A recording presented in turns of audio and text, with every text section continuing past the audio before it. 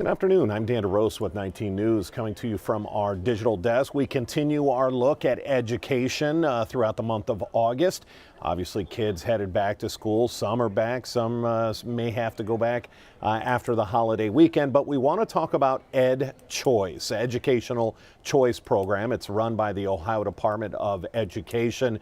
Some of you may have heard of it, some of you may not. It's a chance to get scholarship money to leave the public school realm and go to a private school, but there are a lot of parameters. The scholarship money can range anywhere from about $6,100 to $8,400 to attend a private school. So who better than to get what the details are than from Colleen Grady. She's with the Ohio Department of Education. She's actually the Chief of Educational Options and Policy. Ms. Grady, how are you today? Thanks for joining us. I'm fine. Thank you. Well, let's talk about Ohio Choice. If this is the first time a parent is hearing about it, give us the basics. What do we mean by EdChoice? There are actually two EdChoice programs. What is referred to frequently as traditional EdChoice is available to those students that are attending or are assigned to a school that is struggling academically. The list of those schools is on the department's website. So that's the first EdChoice. The second type of EdChoice program is what we call expansion, and that is an income-based program. Families qualify at certain scholarship levels based on their household income, and that is available to any family and student in the state of Ohio.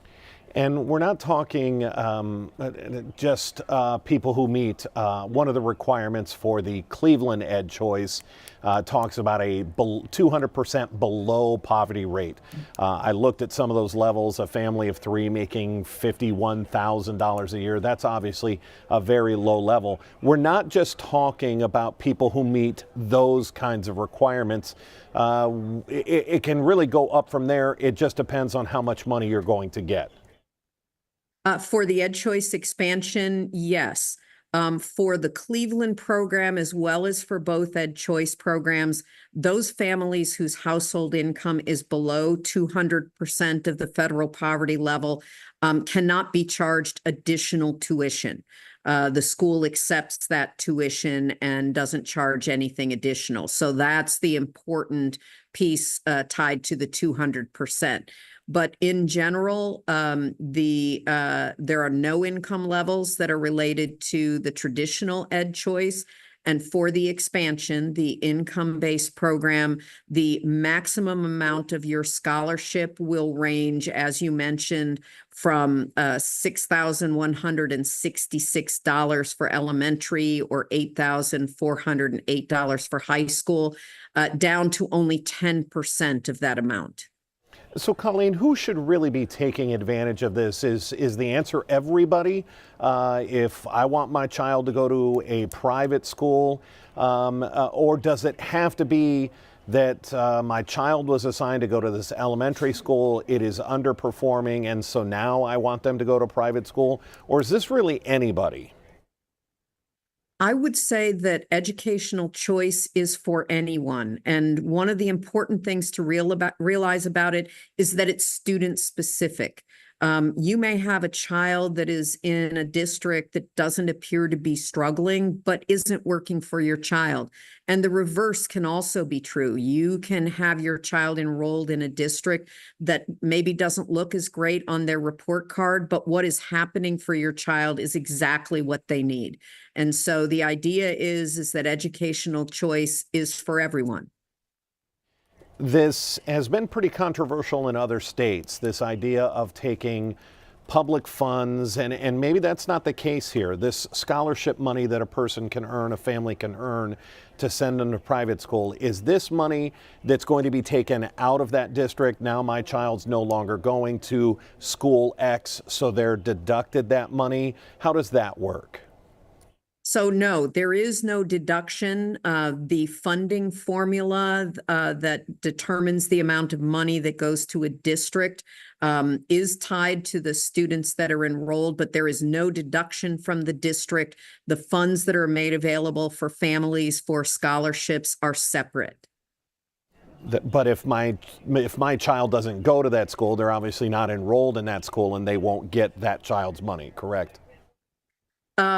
It depends on the district. Some districts have guarantee structures where even if they lose students, but certainly the idea is that the funding should follow the child and that the funding should go to the school that's educating the child. Okay, got that. Let me just be devil's advocate here. If you're a taxpayer or you're a parent, why should we be providing money to send a kid to private school when we're already investing in a public school? Again, just being devil's advocate, this EdChoice program, like you said, works really well for some students who need to maybe get out of a district that's underperforming and get to a better school. But let's play the role of devil's advocate. Why should we be giving scholarship money to attend a private school? The education, whether it's public or private, is the primary focus. It is the responsibility of the state to make sure that the opportunities and outcomes for students are good, are high. And while it may sound a little cliche, there is no one size fits all.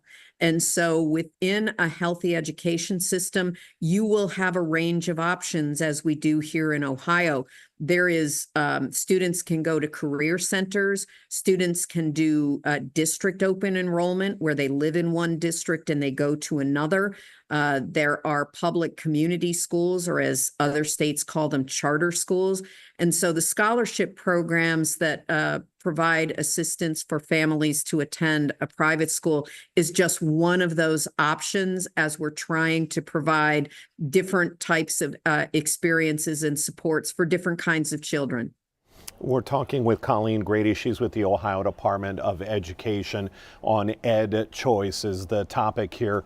My final question here, let's say, just make up a scenario, my family household income is $100,000 and I think that, wow, this is not for me. This is for maybe underprivileged families, so I'm not even going to look into this. What's your response? Who should look into it? And is this really about anyone can get into this program? Anyone can get into this program. The household income also, in terms of eligibility, ties to the number of family members that you have in that household.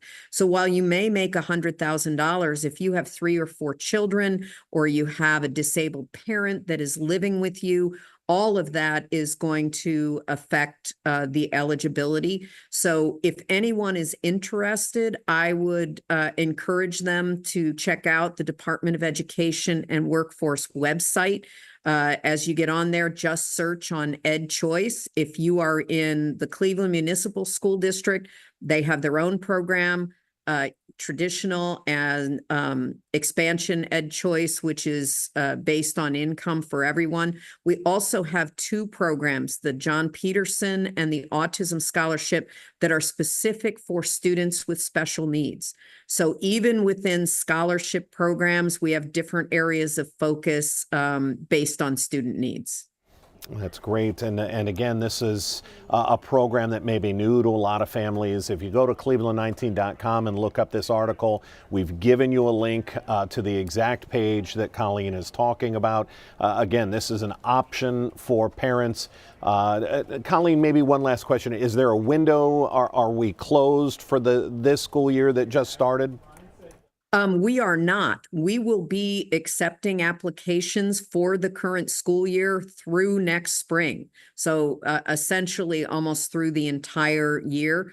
The application window does open in February before the school year starts, but it is not too late to take advantage. So if my kid's in his or her first week of school and this just isn't working, this isn't what we signed up for, you may want to look into the ed program, that kind of situation.